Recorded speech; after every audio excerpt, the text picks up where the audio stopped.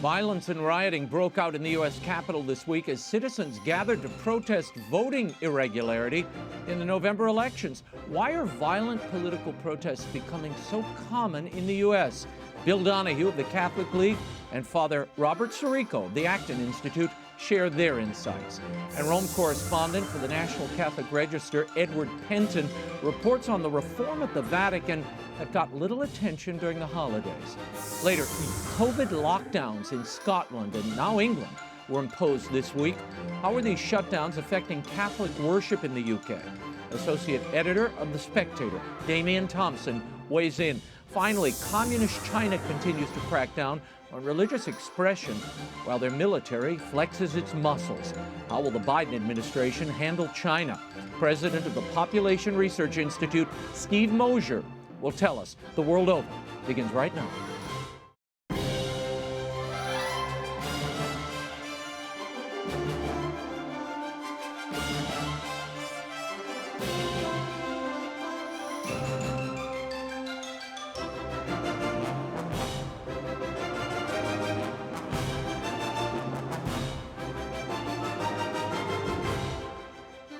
Now, Raymond Arroyo. A warm welcome to all of you joining us in the United States and the world over. Happy New Year. As always, a very important show tonight. Bill Donahue, Father Robert SIRICO, Edward PENTIN, DAMIAN THOMPSON, and Stephen MOSHER are all straight ahead. If you'd like to comment on tonight's show, send me a tweet. I'm at Raymond Arroyo. Now to the news of the day. On Wednesday, Trump supporters stormed the Capitol in D.C. after gathering earlier in the day to protest irregularity in last November's presidential election. Now, the gathering remained peaceful until demonstrators breached Capitol security Wednesday afternoon. One woman, a U.S. Air Force veteran, was fatally shot in the melee by police. 3 others died following medical emergencies, and many others, including Capitol Police, were injured. President Trump has been accused of inciting the violence. After the rioting began, the president issued a statement asking the protesters to go home in peace and respect law enforcement. Why are we seeing more frequent violent political protests here in the U.S.? And what needs to be done about this rioting? Joining me now to help unpack it all is sociologist and president of the Catholic League, Dr. Bill Donahue, and president of the Acton Institute, Father Robert SIRICO. Welcome back to the program. Happy New Year to both of you. Your take on what we saw yesterday on Capitol Hill. There's been a lot of spin about this, what this means, what happened here. I'll start with you, Bill. Well, I think we all have to understand that as Catholics, we reject violence in any kind of wanton form. Obviously, as a veteran and as a Catholic, my religion and certainly my country understands that there's a necessity for self-defense, whether it be the individual or the nation. But what happened yesterday was simply morally wrong. I understand the anger, the pent-up anger, but we can't be duplicitous like the other side. Because what we saw last year is that the very people who are hammering the president now were the ones who justified and indeed provoked the violence that took place by Black Lives Matter and Antifa. Father SIRICO, your take on this. I mean, violence is always wrong, and it has to be condemned always, no matter who the instrument of it is. That's my take. Well, I want to identify myself with what Bill said, but kind of look at it from a different point of view. The reason we need to be outraged, morally outraged by what we saw in D.C. yesterday, has to be the same reason that we were morally outraged by what we saw in Seattle and Portland and Minneapolis. It has to be the same thing.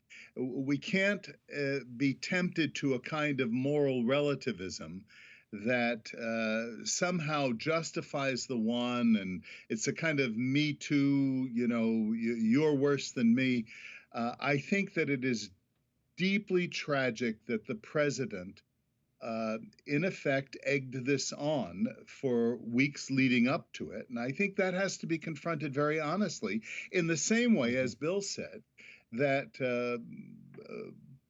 Biden and Harris failed to denounce the kind of similar violence that took place in those contexts. I think we have to be very honest about the whole thing. No, we can't use partisan politics to forgive or cover violent acts. They're always wrong. And, you know, both of you have touched on something. We have for a year been teaching people, teaching our children, teaching society at large, that statues, memorials, the places we share in public are of no value if they offend you or if they're a demonstrating point for you of protest. We've been taught that they're of no worth and that it's perfectly admissible and a form of protest to destroy those things. So I wasn't shocked when I saw people breaking into the Capitol, but I was deeply grieved by it because it's a continuation of the same sort of violent protest we saw all year. It's just coming from a different political point of view. Bill Donahue, I'll get your reaction. Right. I mean, we have one terrible incident that took place in Washington this week. We have how many incidents in New York City and around the country that took place last year? And again, the celebrities, the athletes, all these other people who are now outraged about this. Look, we have a governor here in New York who sent in all kinds, thousands of National Guard troops from New York to Washington. Why didn't he send them into New York City when they were destroying New York, when they're setting the cop cars on fire and thrashing everything? Why did de Blasio, the mayor, come to some great empathetic understanding of what went on? Why are we lectured that the people who were involved in yesterday's were white people, but you can't mention any white or black people last year? I mean, the duplicity is just endless, but this is typical of the left. They want us to buy into their narrative. I condemn violence in any of these forms, and it's easy for us to say because we are even-handed. The real blame here goes back. If you are someone who feels aggrieved and you're on the right, I'm not going to justify it, but if you feel aggrieved and you're on the right, and you see for month after month after month last year that people who were aggrieved on the left got away with impunity, with no penalties, summer of love, let them do what they want, cheering them on, then you're going to finally say, you know what? What's good for the goose is good for the gander. And that's exactly what the root cause of this is. One more comment. As a sociologist, I am interested in the root causes of anger and of violence on the left or the right. Isn't it interesting that the talking heads in the media are only interested in looking at the root causes of BLM, Black Lives Matter, and Antifa kind of anger and protest and violence? They want to understand it from the standpoint of somehow that the white people caused this to happen, privileged people. What about the people who feel aggrieved, who are Trump supporters, who feel that they have not gotten a fair shake? Is there anybody going to take a root cause analysis of their violence? No. Father SIRICO, I want to play something for you. I am amazed when I opened up my Twitter feed this morning. Voices from the Catholic world, I use that term very loosely, trying to put this violence in a different framing, spin you might call it. Listen to this. This is a result of the lies that have been spread by President Trump and many of his supporters, casting doubt on a legitimate election. This is the result of sin. We see what sin does now. Many Christian leaders participated in this kind of language that was used, including many Catholic bishops and priests who framed this election in terms of good and evil, who said that voting for President-elect Joe Biden was a mortal sin, or that they would go to hell for voting for him. Father SIRICO, is it raising moral issues in an election? Is that what caused the violence on Capitol Hill? Well, it's the violation of moral issues that created the violence on Capitol Hill and Portland and all the rest. Right. What would be a very interesting exercise is if someone went through Father Martin's or the other kinds of tweets and just shifted the context. That is, apply the same moral analysis to Minneapolis and Portland and Seattle, and then just rewrite it in that way. Would the moral consistency? I mean, let's not pretend that it was just conservatives who decried the Biden political agenda and warned people about the danger of supporting it.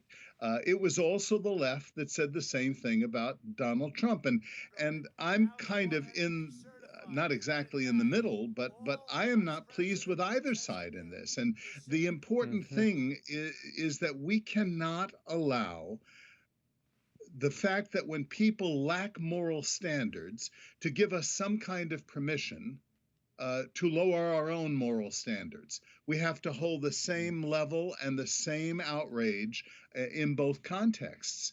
And the violation of the secular sanctity, if you will, of the nation's capital, which is a more vivid symbol, granted, than the other places, is not that much morally different than the violation of a coffee shop or a grocery store or a retailer in other contexts. The violation of that private property, which is sacred, is the violation of our national symbols as well.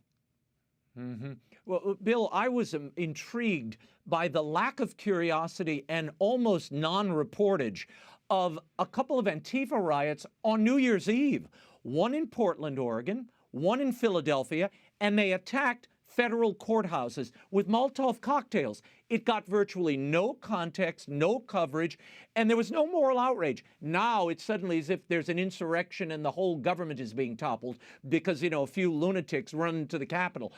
Your take on the way this is being spun and the political retribution we see hurled in the wake of this violence? Yes, it's not only New Year's Eve and New Year's Day.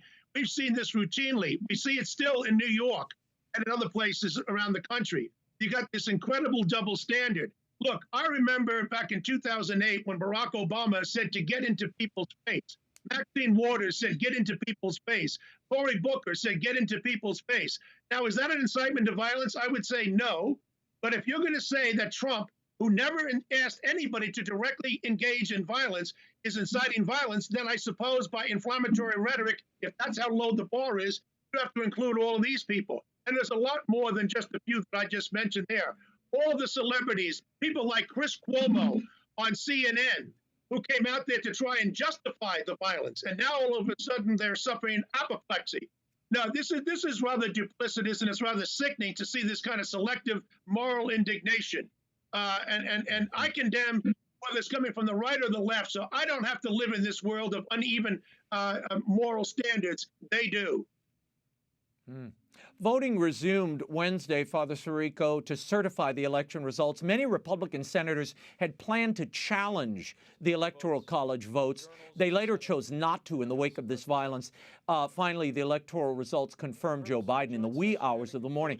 So if these protesters were trying to help their cause, it looks like it backfired because many of the grievances, the upsetments, the irregularity in the voting process was never aired because of the political tension they had created in that moment. I think that's exactly right. And that's another reason, as though we needed yet another reason, that this kind of lack of discipline, this kind of lack of understanding of what we're doing, what are we trying to do? We're trying to build a society that is virtuous, a society that is good, where there can be cooperation. Yep. And just hurling barbs back and forth and promoting this kind of division, which is exactly what Marxism wants. Are conservatives now going to engage in the same thing? I say we need to sit back and very serenely say, yes, the president did say intemperate things. And yes, Maxine Waters and Cuomo and the rest of them said intemperate things that encouraged people to violence. That's the truth. There's no sense in trying to defend one side at the expense of the other. This is a horrible situation, and it needs to be completely repudiated totally. Yeah. Bill, Raymond, are can I you just add one concerned? I thing? mean, we're seeing... Yeah, go ahead. React, and then I'll ask you a question. Yeah, just one thing I want to inject here. Dozens of people who were killed by protesters last year. That's a fact. No anti-Trump or pro-Trump person yesterday was involved in any kind of violence of killing somebody. 4 people died. Yes, 3 of a medical emergency condition, and 1 woman, a veteran, was shot. She was shot by a cop. In other words, the people stormed the Capitol yesterday, the Trump people. Wrong as they were, not one of them killed anyone. The same cannot be said about Antifa or Black Lives Matter last year. Hmm. Are you concerned in the wake of this? I mean, you have Nancy Pelosi coming out saying the 25th Amendment should be invoked or she will move articles of impeachment against Trump. There is a broad brush being applied to anyone who supported Trump. Are you worried, Bill, about the demonization of people being used by politicians and how that could exacerbate just the thing we're seeing? This is one of the root causes. You said there's a lack of curiosity out there about what caused this. Clearly, it was disaffected people who felt an election laws were overridden in their localities. They came to Washington to protest, and they felt no one was hearing them. Clearly, that was a part of this.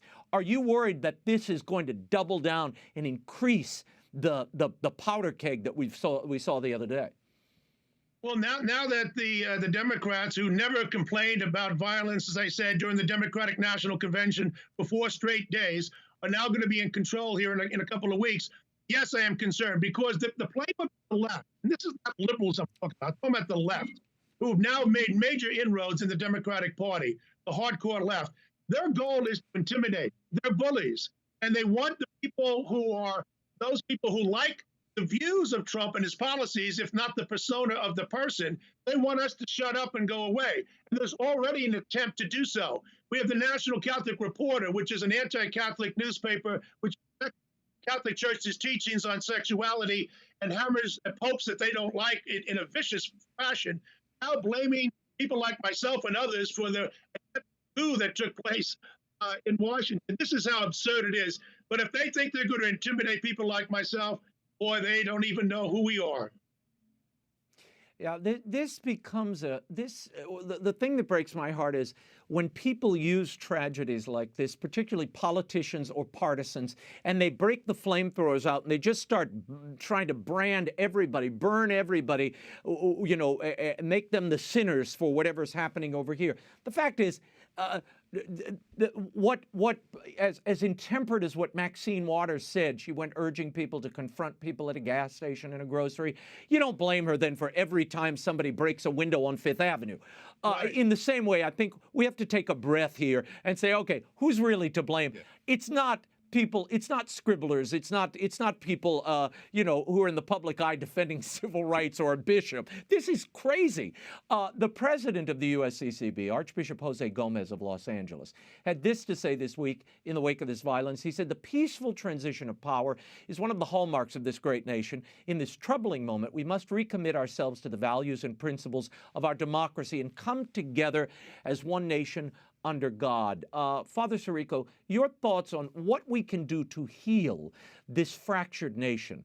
This speaks to the disunity, I think, in the soul of America today. You know, I don't in any way want to come across as a liberal. I hope that my credentials are sufficiently solid that no one would mistake me for this. But I think we need to begin recognizing that there's a division in this country, and the only way out of it is for us to listen to each other and not throw things at each other. It's easy for me as a conservative to paint the demonstrations that I've already identified as irresponsible violence, and there certainly was that. And when I look at what happened in Washington, and I know some of the people who were there, I know the intentions that they went with. I can say, those people were not involved in this violence. Maybe they were manipulated, maybe they were caught in the passion of the moment.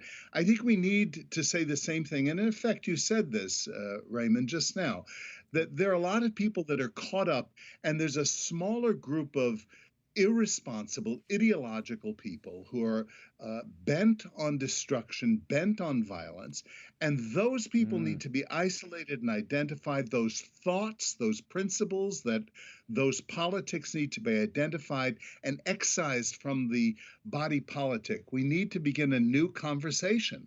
And I would invite that. I'd be happy to talk with people on the other side to really make an effort to listen to what they're saying and what their concerns are. Now, that doesn't resolve the issue. That doesn't mean that I'm going to give up my own moral convictions for that. But we've got to stop this. This is not tenable. No. I agree. I agree with what you said. There are people bent on destruction. They want to destroy the other. They want to destroy their, in this case, political opponents. And we've got to get away from seeing everyone through a partisan lens. That is so destructive. Bill, as a sociologist, what is the impact of this? How do you frame the moment that we're in now, and how do we get out of this?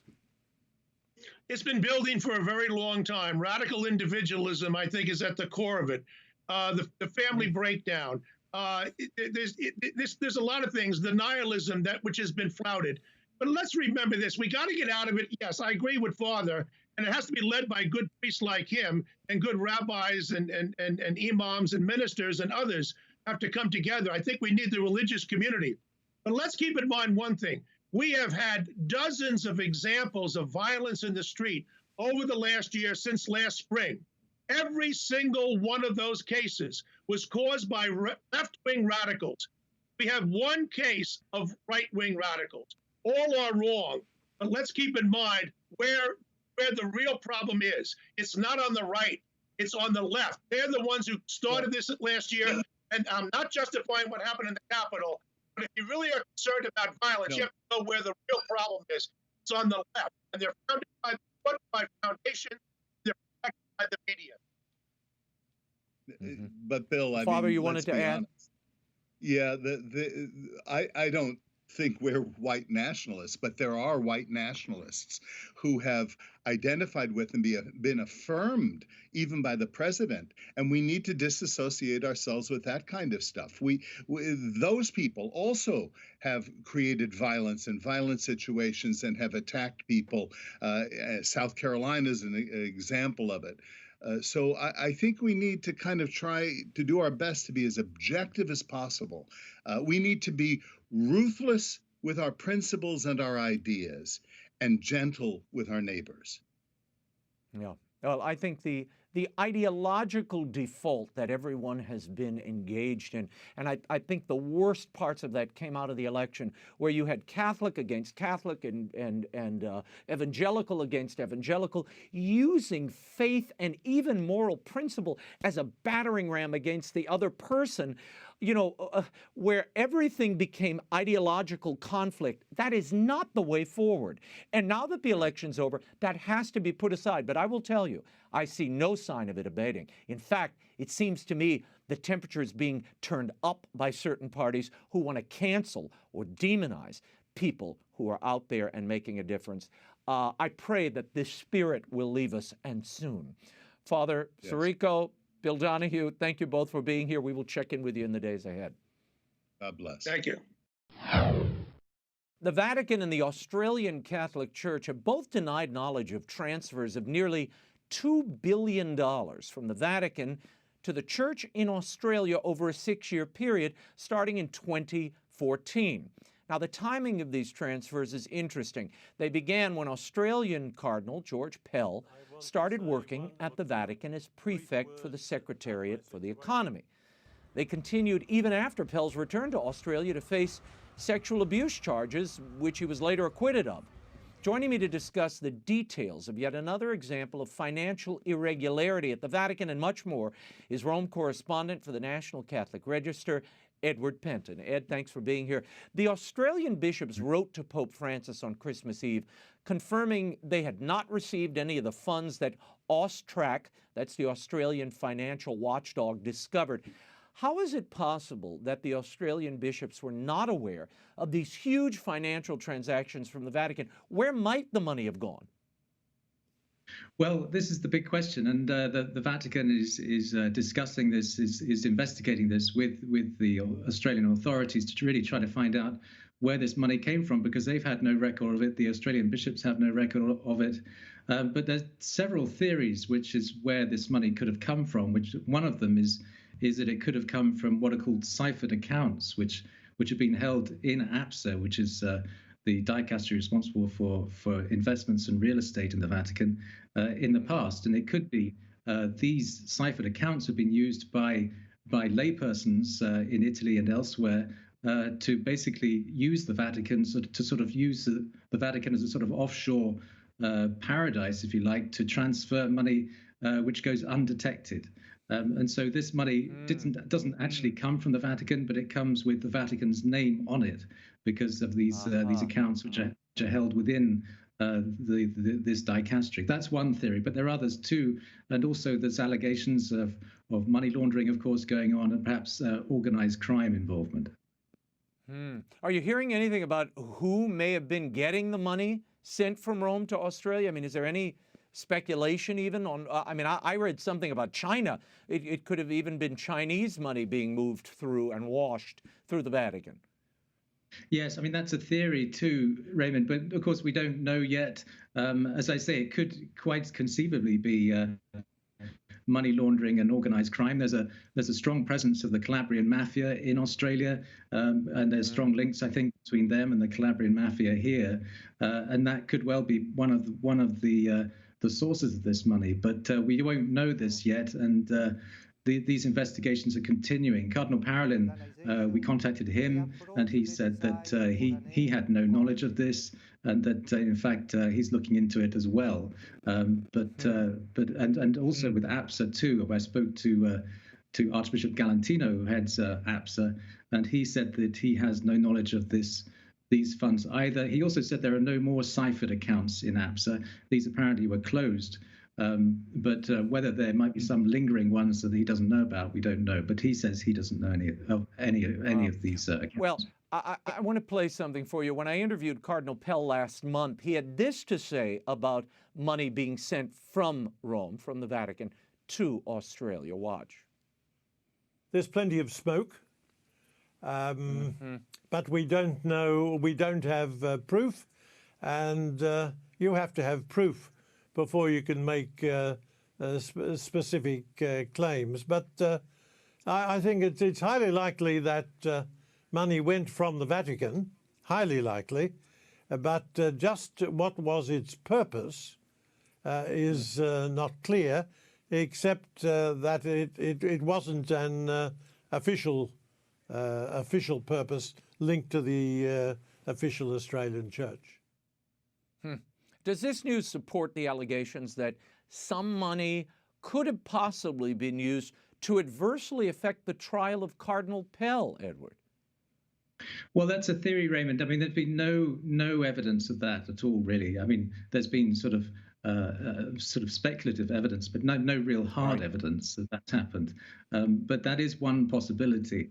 But what does seem quite clear is that there are lay people around the Vatican. They're not officials. They're not priests, it seems, although some may have knowledge of it. But there are lots of lay people who seem to be sort of looting the Vatican's largesse, if you like, and that's causing a lot of concern that this is really what's going on. It was the same with the London property scandal as well. That there was these vulture-like people around the Vatican who seem to be taking this money out of it, but also using it, as I said earlier, as a kind of offshore paradise. Well, the entire yearly budget of the Holy See is about 330 million euros. Yet the figure reported by the Australian financial watchdog is 4 times that. Your thought, the money that was moved, I mean, it's in the billions. Your thoughts, and I mean, beyond the Vatican being used to launder money, it seems to me this money is coming from another source. It didn't come from the Vatican itself. Yes, and as I said earlier, it's all speculation of where that could have come from. But one of the possibilities is that it's drug money, that it's obviously dirty money, or quite clearly could be, and that those are the various possibilities. And the fact that the Vatican didn't know about it. Another reason why the Vatican doesn't know about it is because they've never had a proper external or internal audit. So they don't really know what money is going around the Vatican, whether it's to do with various entities, hospitals, congregations, or whatever. There's not a real centralized authority to find out where this money is going. And in fact, that was Cardinal Pell's main reforms, was to centralize this. And if that had been done early on, then people I've spoken to who are experts in this say that all these kind of transfers would have been spotted and frustrated earlier on. Yeah, and he was shut down very quickly. Price Waterhouse was sent packing before they even arrived. Over the holidays, Pope Francis stripped the financial powers of the Secretary of State. All financial holdings and real estate assets will now be managed by another office at the Vatican beginning next month. Will this help create financial transparency? Yes, I think it will. And I think this is one of, as I said earlier, one of the reforms that Cardinal Pell was hoping for as well, all part of this centralization of the Vatican's finances to really increase transparency and accountability among people in the Vatican and those who handle the finances. I think in the Secretariat of State, they were very much an autonomous congregation. And this caused a lot of problems, including the London property deal scandal that I talked to also earlier about. And this is the great hope is that this reduction in autonomy between these different dicasteries will increase that accountability. And there are various other aspects to this motu proprio too, which I think also increase the sort of supervision and control as well, and really strip away the Secretariat of State of having really any kind of financial responsibilities at all beyond personnel issues. And so that again will, I think, I think the hope is that it will really increase and improve the financial health of the Vatican. Ed, this week you wrote a piece about emails emanating from top Vatican officials. These were leaked to the Register, and they date from 2015 from within the Pontifical Academy of Sciences. They largely concern climate change. What do those emails reveal? And just to remind the audience, in 2015, that was the year Laudato Si, the Pope's encyclical on the environment, was published. What did the emails tell us? What do they reveal? Yes, well, it really revolves, Raymond, about this French scientist who was a climate change skeptic. He wasn't complete a skeptic, but he dissented from the IPCC, the United Nations International Panel on Climate Change, and he wanted to come to the Vatican to this major summit, which had the Secretary General of the UN, Ban Ki-moon, and 5 Nobel laureates attending, and he wanted to really come and share his views, perhaps to really just to change the Pope's views on this, so they doesn't just get one side. And the emails show that when the Chancellor of the Pontifical Academy for Sciences found out about his invitation, he was invited by Cardinal Turkson, he became very alarmed, and various other members of the Academy also became quite concerned about it, and really wanted to get him disinvited, which they managed to do just a few days before the conference. And again, but what it showed and what it reminds, I think, people is that there was a great I think a shutting down really of any kind of debate at that conference, of any kind of dissent from the science of climate change that is man-made. And what these emails reveal again is really that lack of debate and that, as I say, that shutting down of any kind of discussion. You may remember at that conference two critics of climate change science, Lord Monckton and Mark Morano, were both ejected from the conference when the organizers found out who they were, just because they had a different view on the science of climate change, one which didn't match the one that they wanted to follow. But this is really just the beginning of a much closer collaboration with the UN on this issue and on the UN agenda in general. And it was quite interesting to see all these emails again. Well, I find it curious, and we're seeing this evolve in the message coming from parts of the church and officialdom in the church. There is no question, and can't be any question at all, of things that are up for debate in society, like climate change, environmental concerns, and the best way to deal with those, poverty. There must be only one solution and none others can be entertained. It is practically a dogmatic approach to these secular issues, while at the same time, dogma is treated as if it's up for debate. And anyone who dares to raise objection in either of those realms is written off as, some horrible monster or enemy of the papacy or something, when nothing could be further than the truth. It's simply an informational point. And information the flow of conversation, information, and data we should cherish, no matter who's saying it. That's part of dialogue. But it seems to me dialogue has become an endangered species of late. Yes, I mean, it seems to be anyone who goes against the sort of what I call the sort of secular orthodoxy, it gets shut down. And if you don't follow the sort of secular mores and all of that they stand for, then you're not a part of the debate. You're not part of the team, and you're not included in the discussions. And that was clear, very clear in these emails. And just how alarmed they were, and how they thought it was really quite ridiculous to have anyone of opposing views included in the meeting. No, it's troubling. It's troubling and it's sad. And the dictatorship of relativism that Benedict warned so long ago about, we have discovered it for ourselves. Edward Pentin, we will leave it there. We'll check in with you in the coming days. Happy New Year. The Next Pope, The Leading Cardinal Candidates by Edward Pentin, is available at bookstores everywhere, online, and at EWTN's Religious Catalog. You can also follow Edward on Twitter at Edward Pentin. Thanks, Ed. Thank you, Raymond. Britain started its third COVID-19 lockdown this week, the government calling it the last major national effort to slow the virus before mass vaccinations begin to show promise. Now, Great Britain is among the countries hardest hit by the virus, with the second largest death toll in Europe, according to statistics. The UK economy has been devastated, and so has public worship, causing church closures. But are they really necessary? Joining me now with his unique perspective on the UK and the lockdowns, Brexit, and much more is associate editor of The Spectator and host of the Holy Smoke podcast, DAMIAN THOMPSON. He joins us from London. Thank you for being here. DAMIAN, I want to begin with your Prime Minister, Boris Johnson, announcing these new lockdown measures in England this week. Listen. It's clear that we need to do more together to bring this new variant under control while our vaccines are rolled out.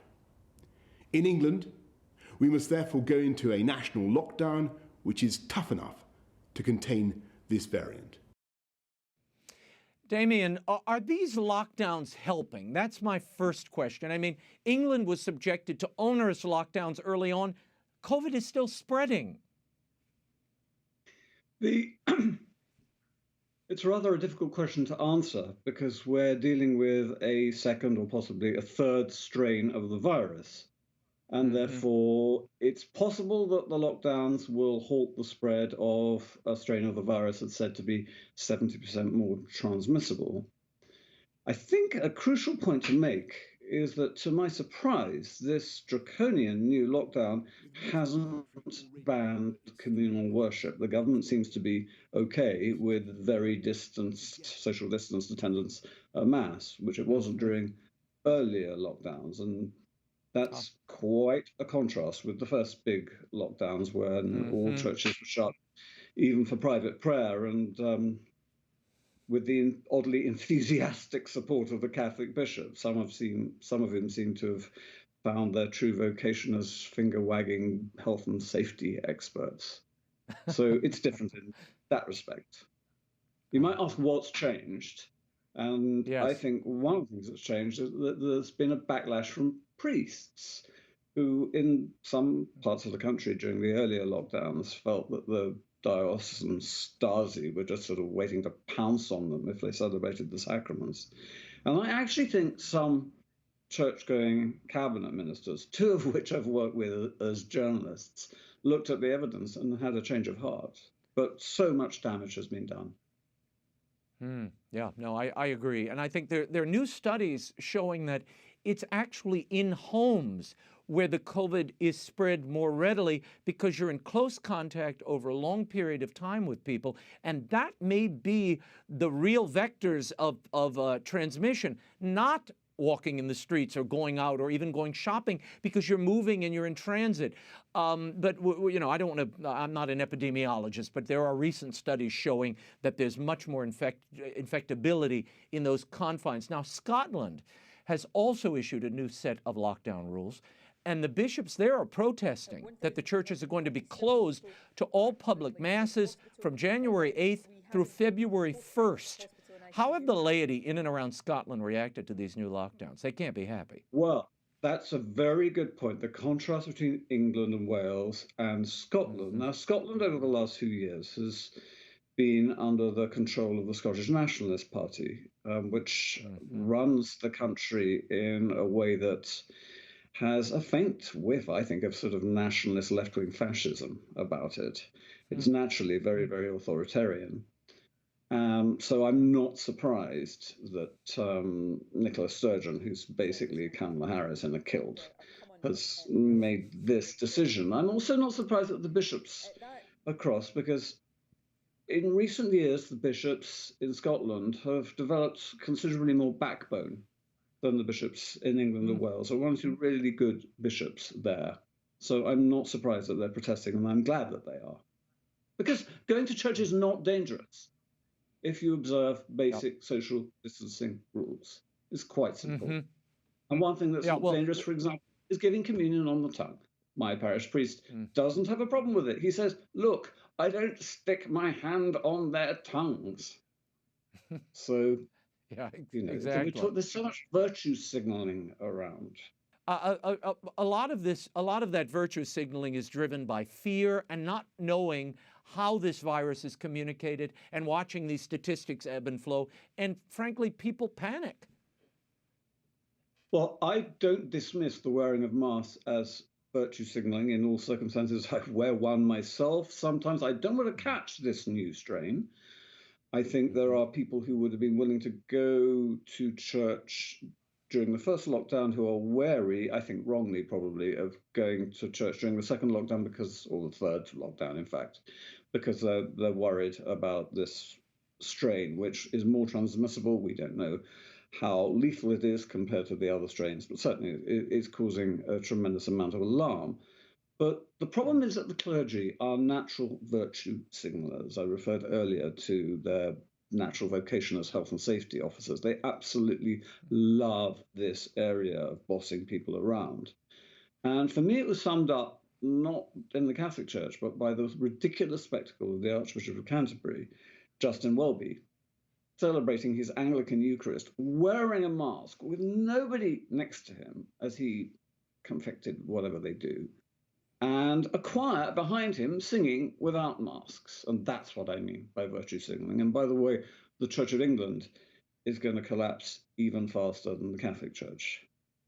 It's in desperate trouble, because what we're really looking at, certainly in the Church of England, but also very worryingly in the Catholic Church, is COVID will be used as an excuse by bishops to close parishes that they've been wanting to close for years. And now it's a kind of get out of jail free card. And that's very upsetting, because people lose faith in their own parish community. Because they don't know if they're going to be there. This virtual mass going is not working. It's not helping the parishioner, it's not helping the parish, and it certainly isn't helping a sense of community and communal worship. Pope Francis was not physically present for his New Year's Eve liturgy due to what the Vatican described as painful sciatica. In a prepared text read aloud by Italian Cardinal Giovanni Battista Re, the Pope said, "It might seem forced, almost jarring, to thank God at the end of a year like this marked by a pandemic." He went on to thank those who gave of themselves to help others during this pandemic. And he said his thoughts were with families who have lost one or more members, or those who've been sick, or those who've suffered loneliness, and those who've lost their jobs. Has the Catholic Church, led by the Vatican, done enough to advocate for and find creative solutions to allow public worship during this pandemic, in your estimation? No, of course it hasn't. The Catholic Church globally seems to be utterly obsessed with establishing its credentials as a participant in some sort of global dialogue with internationalist bodies, with its own form of virtue signaling.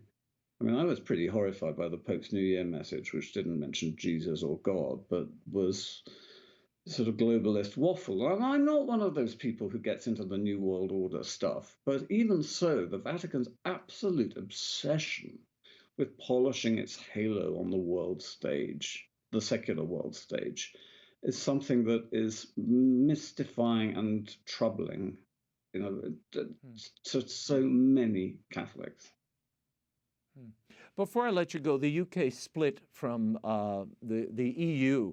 It's now official as of January 1st. What effect, if any, are you seeing as a result of Brexit already taking place in the UK?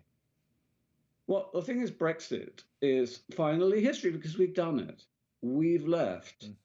And we're out of the EU with a trading deal. And the BBC, Guardian, Bien Pensant, Eurofanatics were expecting an apocalypse. And yeah, they got one, but it wasn't the one they were hoping for, which was one connected to Brexit. So now they've switched their attention to their sort of schoolgirl crush on the incoming Biden administration, a crush which, by the way, and I just have to mention this, seems to be shared by what remains of my beloved magazine, The Catholic Herald, which seems to be disappearing after 132 years, which for me is one of the very, very saddest signs of decline in the Catholic community. Very sad. Well, we will leave it there, Damian. We will check in with you in the coming days. Be well, stay safe, and you can find Damian's commentary at spectator.co.uk. And you can follow him on Twitter at Holy Smoke. Thank you, Damian. Communist China continues to crack down on dissidents and religious leaders in Hong Kong and in the mainland. Now, the Chinese military this week made a show of force with live fire exercises demonstrating its military might. What is China trying to achieve, and what will U.S.-China relations look like under this new administration? Here with an update and analysis is president of the Population Research Institute and author of The Bully of Asia, Stephen Mosher. Steve, I want to start with the report at the end of December. It detailed the arrest of 2 nuns last year at the unofficial Vatican mission in Hong Kong. Now, the arrests occurred in May, but they went unreported until December 30th. How significant are these arrests, and why is Beijing targeting nuns and clergy, particularly in Hong Kong? Well, Raymond, Hong Kong has been a center of political dissent against Chinese Communist Party rule for a long time. And what people need to understand is that even though Catholics are only about 8% of the population of Hong Kong, 7.5 million, they are the most politically active part of the Hong Kong population because they believe in absolute truth. They believe in justice. They believe in our Lord, who is the truth himself. And because of that, they stand up and allow themselves to be counted. They've been the leaders in the pro-democracy movement in Hong Kong.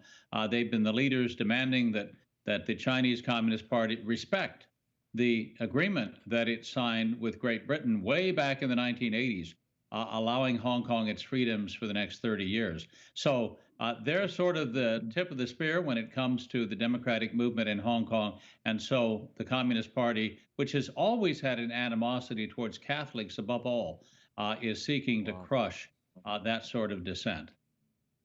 Is this an effort of the communist government to shut down that mission, that Holy See mission for good? I know it's considered unofficial. Why is it unofficial? Well, it's unofficial because the Vatican does not have formal diplomatic relations with the People's Republic of China. Remember, back in the 50s, 60s, and 70s, until Jimmy Carter normalized relations with China, we had our consul general in Hong Kong was the means by which we kept tabs on what was happening on the mainland. So Hong Kong is about as close as the Vatican can get to Beijing in the absence of an official mission. And I'll tell you what, the Vatican has relations with Taiwan, but its senior diplomat is not stationed in Taiwan, it's stationed in Hong Kong. So that tells you where the Vatican's oriented towards. I want to talk a little about that infamous Vatican-China agreement. It figures into Beijing's intensified efforts against the church, particularly in Hong Kong. Since the details of that agreement are still secret for the most part, how does Hong Kong figure into that agreement, do you think? I mean, according to Vatican officials, Hong Kong was not supposed to be part of that deal, correct? That's right, because when it was signed, the hammer had not yet come down on Hong Kong. Now it has, and Hong Kong is regarded now by Beijing as part and parcel of China, no different than Shanghai, no different than Beijing. They want to maintain the pretense that it still has the rule of law because it's a financial center. It's got $450 billion in reserves that Beijing wants to get their hands on. But for all practical purposes, Hong Kong has simply been integrated into China. And the church in Hong Kong will henceforth be treated the same way the church in China is treated, which is to say, very badly. Persecution is coming, even for those people in Hong Kong who are trying to keep their heads down. There's no escaping the pressure from the CCP. Steve, help us understand why the Vatican considers that agreement a success, which we can assume from their willingness to renew it. I mean, meanwhile, at the same time, we see arrests of clergy, faithful, the church hierarchy even cracking down on their own priests to keep them from getting too political and running afoul of the communist government. In fact, in a recent interview with Reuters, Cardinal Joseph Zen said this: "We are at the bottom of the pit. There's no freedom of expression anymore. All these things are normal in mainland China. We are becoming like any other city in China," just what you said. "For any word you say, the authorities can say you're offending the national security law." Your take on that? Well, the national security law is written so broadly that it basically means that anybody who says or does anything the Chinese Communist Party doesn't like can be arrested, can be sentenced to prison, can indeed be executed under the terms of the law. They have now Jack Ma, one of the wealthiest people in China, worth about $50 billion, the founder of Alibaba, has now disappeared. Why? Because he criticized the Chinese Communist Party's overregulation of the financial sector. You can't do that. You can make as much money as you want in China, but as soon as you cross swords with the Chinese Communist Party, you realize they have all the swords and you're empty-handed. Wow.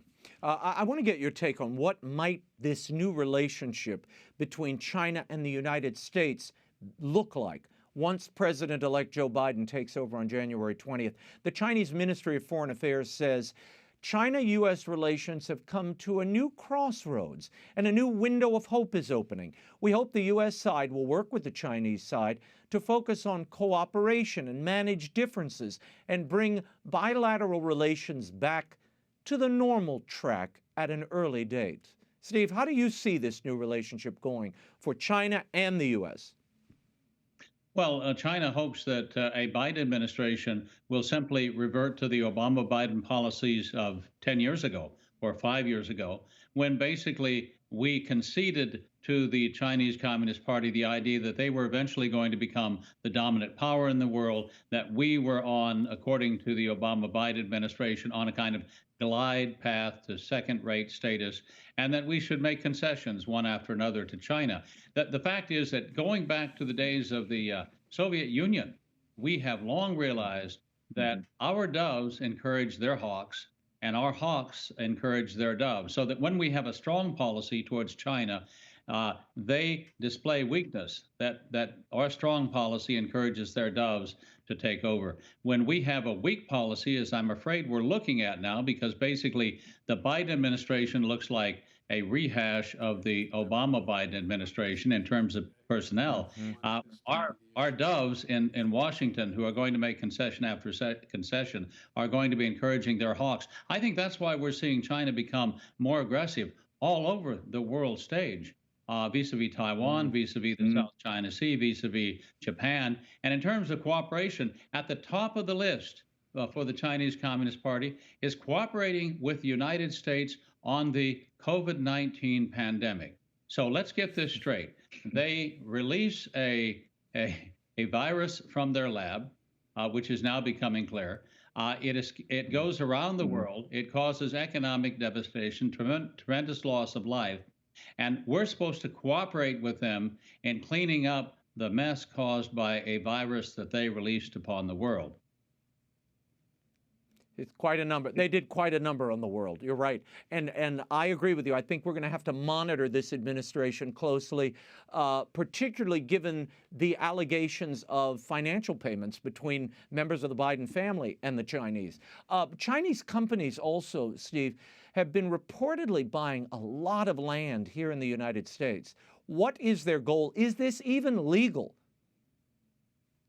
Well, it's certainly legal for private parties, even though they're, citizens of another country, to buy land and make investments in the United States. But China should be a special case because the Chinese Communist Party is a threat to the American way of life. It's a threat to freedom and democracy everywhere, not just in the United States. And some of these land purchases have been very, very strategic. They now have purchased right next to the major Air Force training center down in South Texas, where Air Force pilots learn to fly jets. They purchased 100,000 acres and are supposedly setting up a farm, a wind farm there with windmills. But of course, anything owned by a Chinese company, which every Chinese company is required to cooperate with the Chinese Communist Party on intelligence matters, that will be an intelligence collection gathering station that will gather information on how the U.S. trains its pilots. I think that sort of information would be very useful to China in the event of conflict. Unbelievable. Along with persecutions and restrictions of the Catholic Church in China, according to a new report in BuzzFeed, satellite imagery, interviews, and government documents have revealed at least 100 huge mass detention facilities, similar to the Uyghur camps we've been talking about for many years now. How widespread is this problem of forced labor in China, Steve? And is it just Muslims detained, or are other minorities involved as well? Well, it's really all minorities, because right now we have this huge Sinicization effort, this homogenization effort, where everybody is supposed to be homogenized into the standard Han Chinese mold. They're supposed to be able to speak Mandarin. They're supposed to follow Chinese customs and not the customs of Tibet or the Mongolian customs or the Uyghur customs. And really, it's an effort to extinguish, I believe, in a generation, an entire people. Perhaps not physically, although that's part of it, but certainly it's a kind of cultural genocide. And when, in the case of Uyghurs, when you lock up the men in camps, when you station policemen with the women, when you put the children in boarding schools, and when you only teach them in Mandarin Chinese and don't teach them their own language and culture, that's a recipe for a fairly quick extinguishing of a people that has really been separate culturally since time immemorial. You know, Steve, we saw the stock market soar this week after the certification of the Biden presidency, or on the eve of it. Your thoughts on how that might be related to this renewed relationship with China, a relaxation in tensions, and perhaps that cheap labor in China that the Trump administration sought to stop American companies from exploiting and using and abetting? Well, China's best friends in the United States right now are based in Wall Street.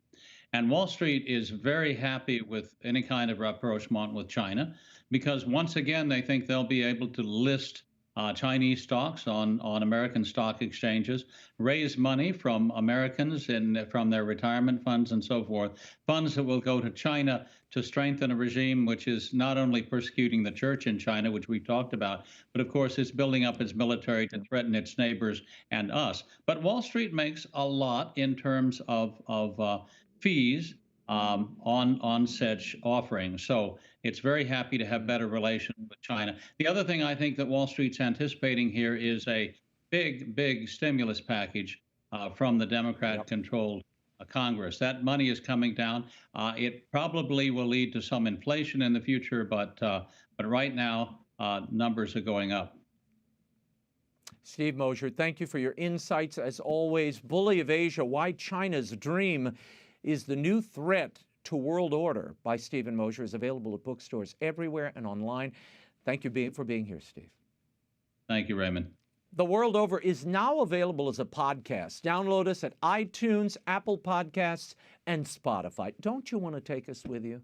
That's all the time we have for now. Don't all of you answer that. Be sure to catch us next week. Until then, we'll be scouting the world over for all that is seen and unseen. On behalf of the staff and crew of EWTN News, thank you for watching. I'm Raymond Arroyo. Happy New Year.